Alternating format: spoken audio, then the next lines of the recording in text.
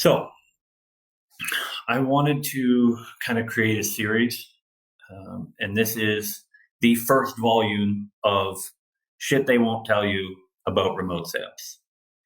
I want to be able to combat some of the myths and misconceptions that are being pushed out by online marketers in this industry, by the ads, by all the things, how they're oversimplifying it, and everything is extremely biased towards what they sell. Um, Me personally, like I truly believe that people have the right to understand the industry that they're planning on being successful in. Sometimes we don't think of this like a career because a lot of us just stumbled here because of a timely ad. But this is a career. This is an industry. This is the skills and strategies. Like it's like any other career. It's very different in some ways, but if you were going to be a doctor or a lawyer or any other career, you would look into it, you would understand it. And so I think it's the same here. Just because there's an ad and there's a few people that dominate this industry, we have the right to understand it from all angles. If we want to be successful, I think the truth is extremely important. Right. So, please let me know in the comments if you've heard anything different than this, or if you've had any ideas, or if there's anything that you wish you knew early on, and we'll cover that as well.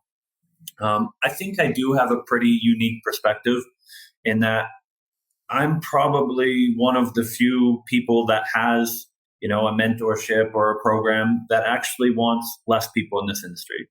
I hope that my words and my training scare a lot of people off. Because my thought is if the truth scares you away from this industry, it's probably not the right industry for you anyway. And it's probably better to know from day one. So I'm not trying to convince people that this is the greatest industry. For a lot of people, this is a horrible industry. And I think you should know that. I think that it's not made for everybody. It's not, the gold mine that everybody talks about. Is it an amazing opportunity for some? Absolutely. Has it changed my life? Absolutely. Does that mean it's going to change everybody else's? No.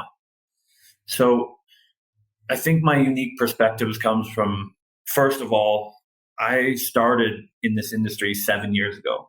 So this was before most people here even knew that this industry even existed. And I didn't really know about this industry 7.5 years ago.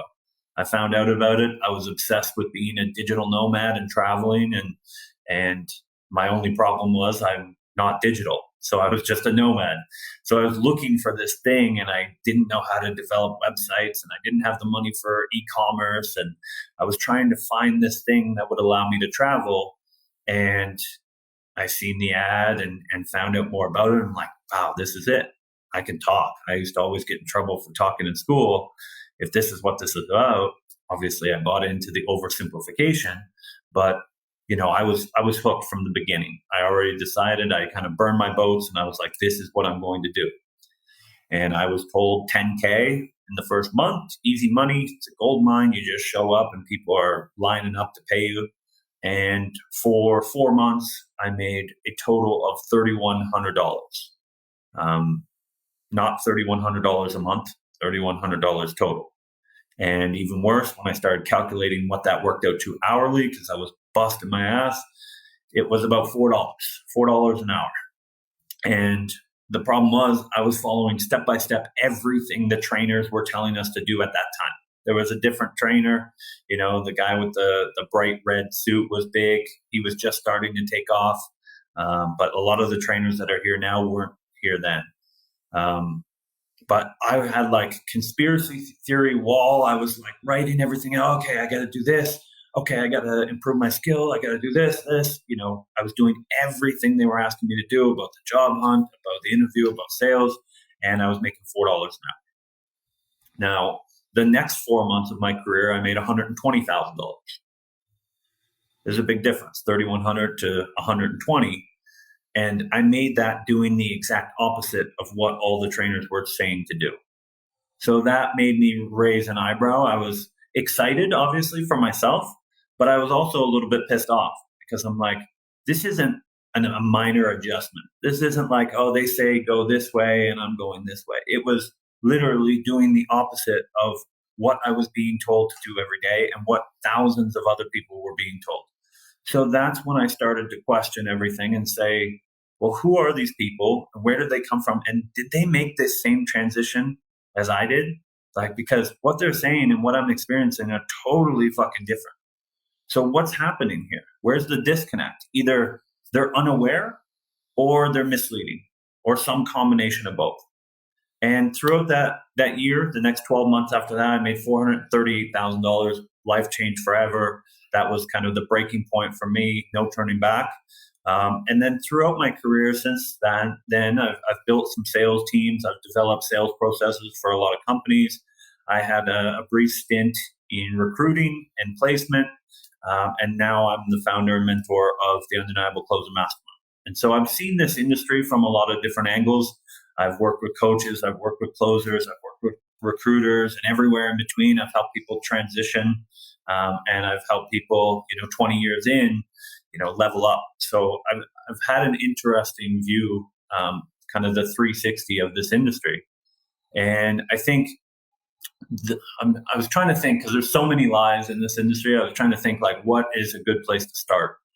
And I think the biggest lie, and the one we need to get out of the way early on, and I hope that everybody knows this from day one, that's my goal moving forward, is that we get this message out to anyone considering even joining this industry before they buy anything, is that the time and ease that it takes to be successful in this industry.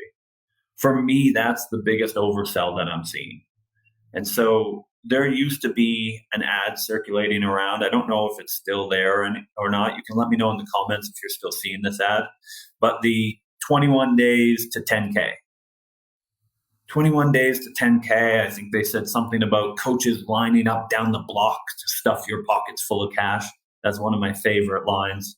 Like, one, it's remote sales. I live in Colombia, so I don't think anyone's lining up down the block, but just the absurdity of that line, that coaches are lining up down the block to work with someone who has no idea about the industry and hasn't sold yet. Craziness, stuffing your pockets full of cash. I believe it was the same ad that said one simple skill to catapult you to six figures. And, the general gist was, this is a secret industry where you have total financial freedom, total location freedom, and total time freedom. That was the ad. So let me know if that ad is still running. I think that was kind of an older one. I hope it's not running anymore, but it may be. But I always have to address this from two angles. The online marketer side, obviously, they have to know that that's misleading. They have to know that that's not this industry for most people. But also consumers. Come on. Like, we have to be a little bit more critical. I know that a lot of us, we hate our 9-to-5s, or financially we're not where we need to be, and there's a level of desperation. I get it. I was there as well. I kind of, sweetened it up and took everything at face value. But marketers prey on a little bit of wishful thinking and a lot of desperation. And to their defense, not that I come to their defense often, but to their defense, if lying and misleading wasn't working, if people were more critical, if people were making better decisions, then that would force them to change the ads. If people were only buying the truth, these marketers are not, I don't think they want to lie. I think they do whatever makes them the most amount of money. So if telling the truth made them the most amount of money, that's what they would do, I hope. So again, it's a little bit of, yes, they're misleading, but also we're taking the bait. We're getting told exactly what we want to hear, and we're not thinking critical, and we're looking for the shortcut and the magic bean that's going to change everything. So that's who they're preying on. And I know it's human nature. Everybody wants the magic bean strategy, the one simple, easy, right? When you look up like the best marketing words, easy is at the top. And, when I'm talking to new students, they're like, well, isn't that hard? And I'm like, yes. So what? Like, when did easy be the only thing that we can look for? So because you want the easy path, that's what they're selling you, but it really doesn't exist. So you're buying a road to nowhere. And then it gets more difficult, and then you have to settle. So just understand that anything worth doing is going to be difficult. there's going to be hardships. There's going to be setbacks. There is no magic industry that's going to make you tons of money, right? Like, everybody thought crypto was just this ATM that you put in and you just take money out whenever you want and it can't lose. And a lot of people lost them out. Like, there is no risk-free, easy industry. Just know that, right? So part of it is taking that accountability. But it's a totally brand new industry to a lot of people.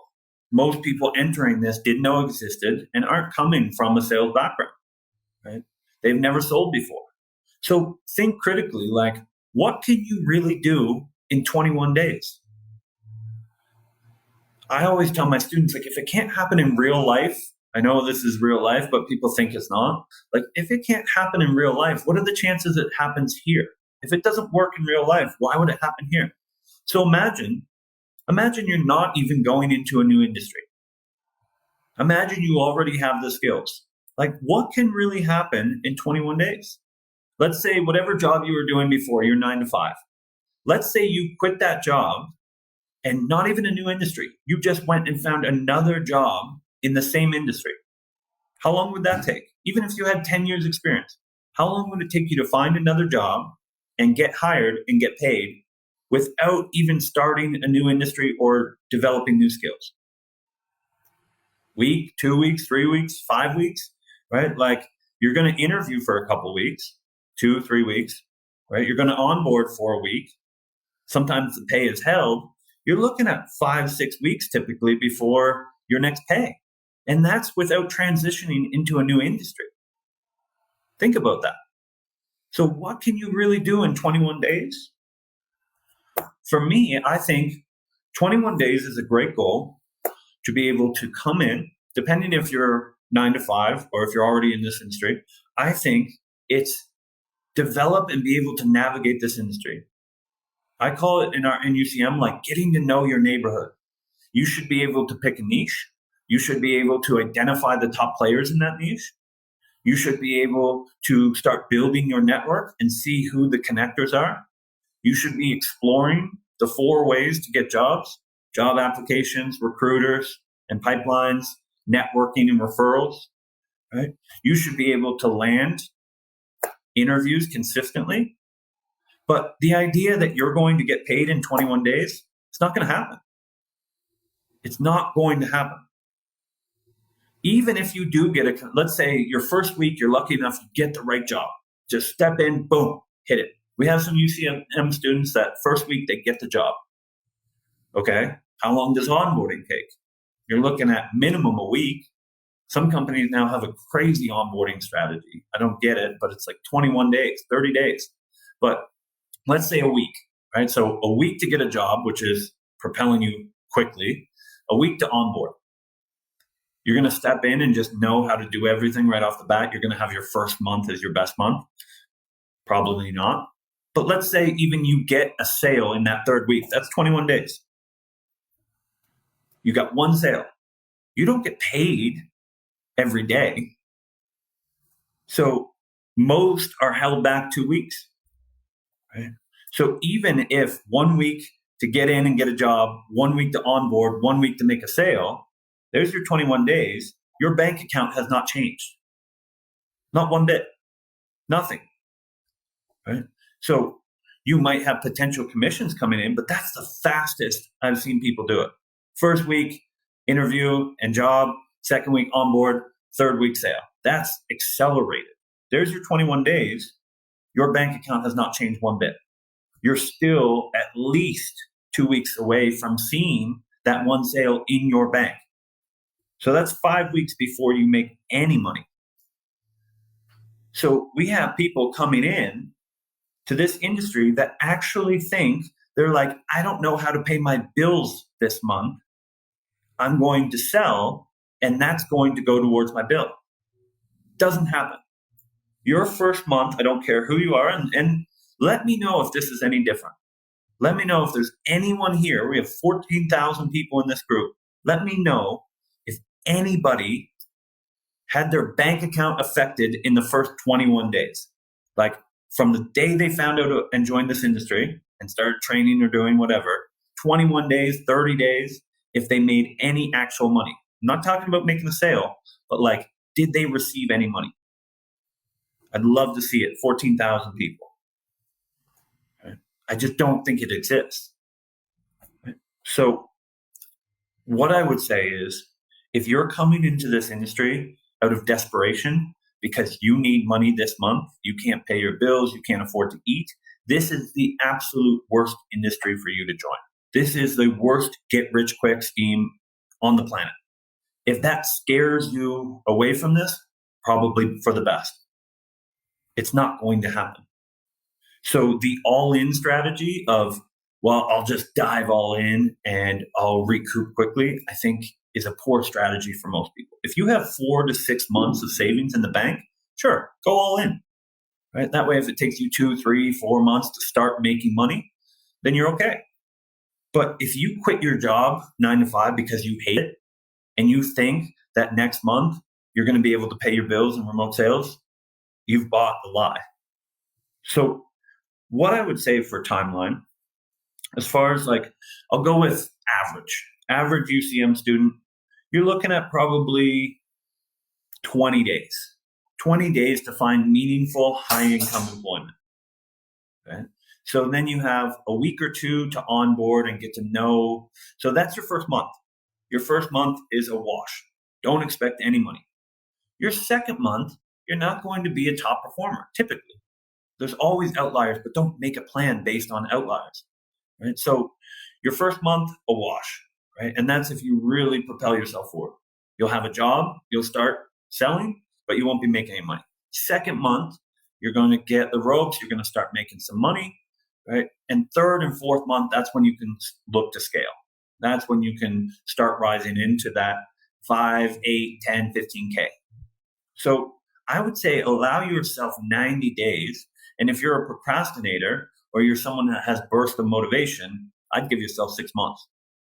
Because the momentum that we see, the people that we see in UCM that are reaching that 8 to 15K a month in 3 months, they're the ones that are dedicating every single day and building the momentum.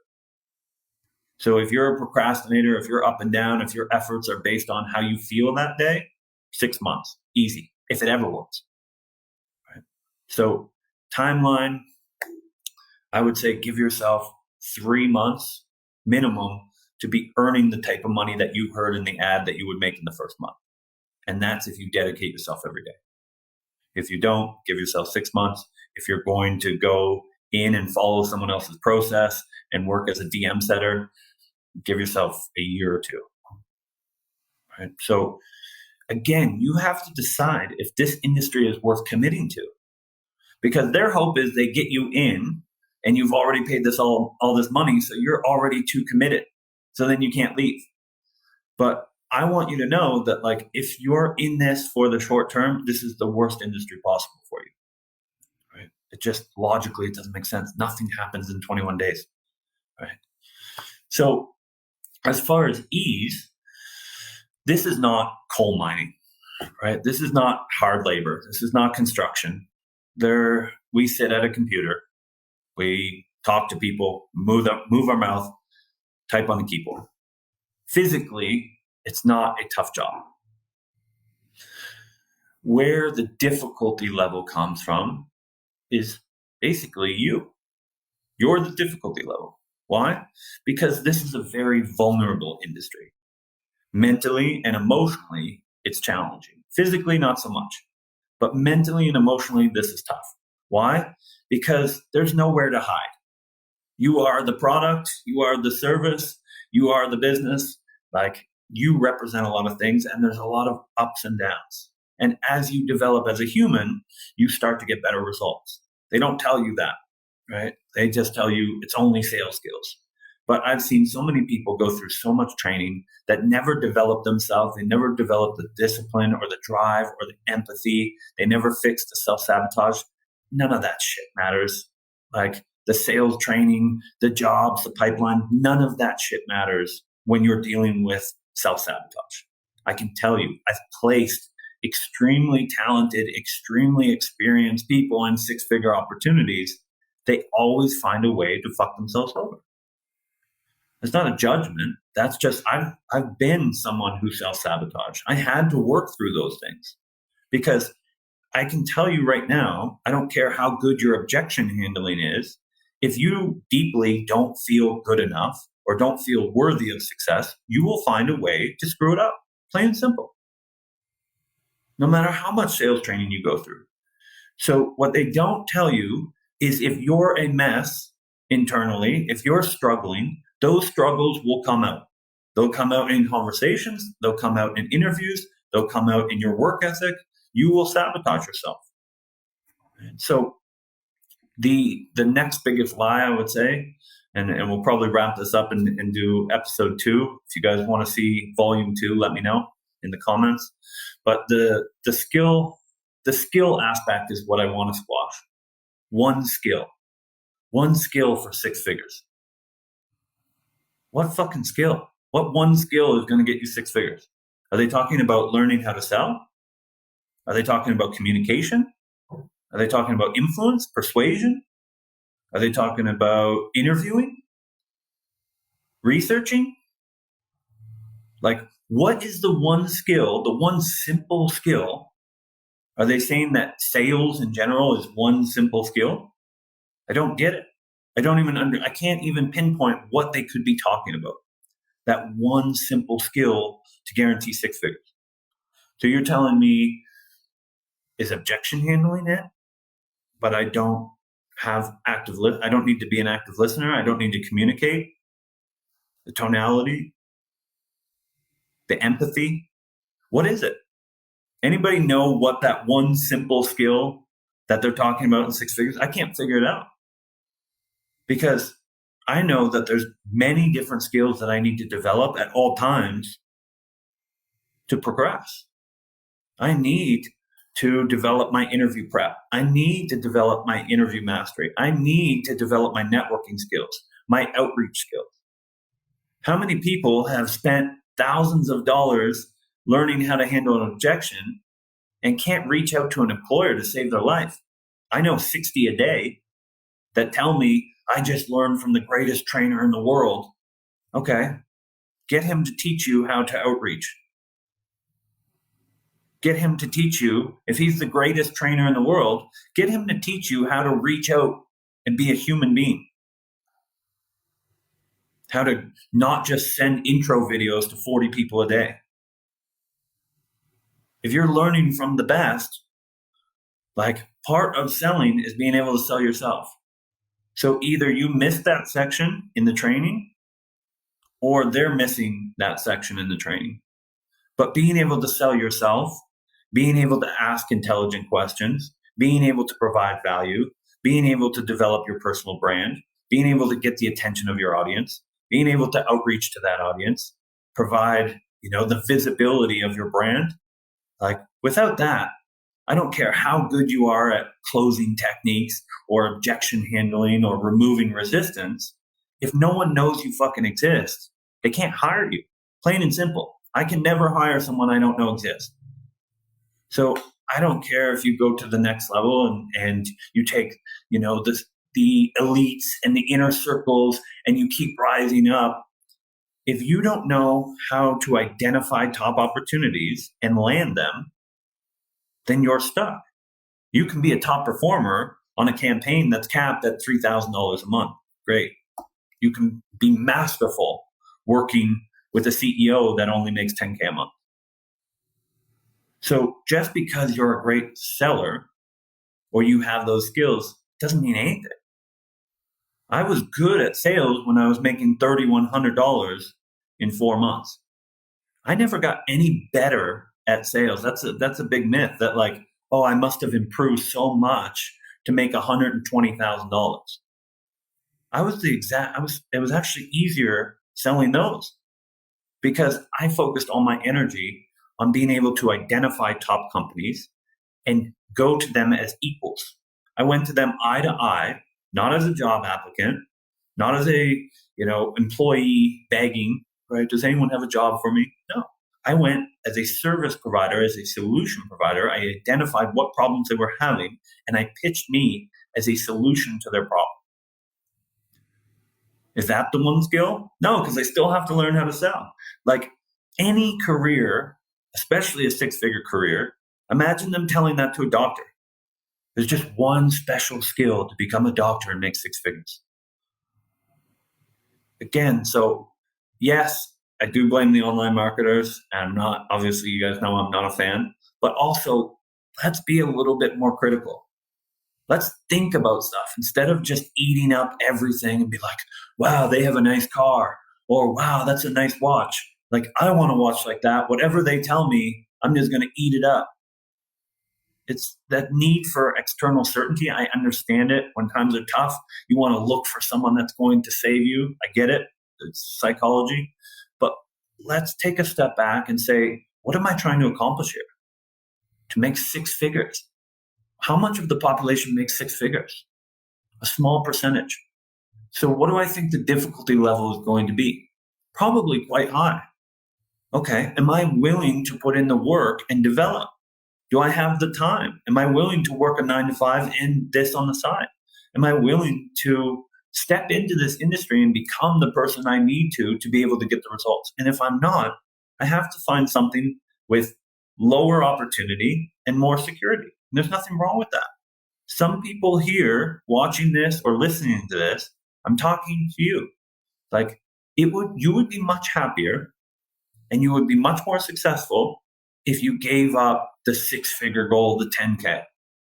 Because you have a six-figure goal, you have a $100 strategy, and you have a $5 effort. Something has to give. Something has to give. So you either develop the person that is worth six figures, or you just lower. You don't need six figures. Some of you aren't willing to put in the work, and you just are hanging into this industry because you don't want to admit defeat, but you don't want to step up. I'm telling you, like, some people listening to this, you'd be better off taking a $40 or $50 or $60,000 a year job. There's total security. You don't have to feel insecure about developing. You can do the same thing every day, and that's fine. But if you want the results, if you want this six figure, then there is a path.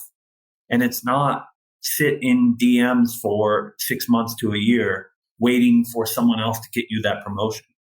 You can develop yourself as a service provider and a solution provider. It's going to be hard work, but it's worth it for some people. So I hope this was valuable. I'm going to continue this.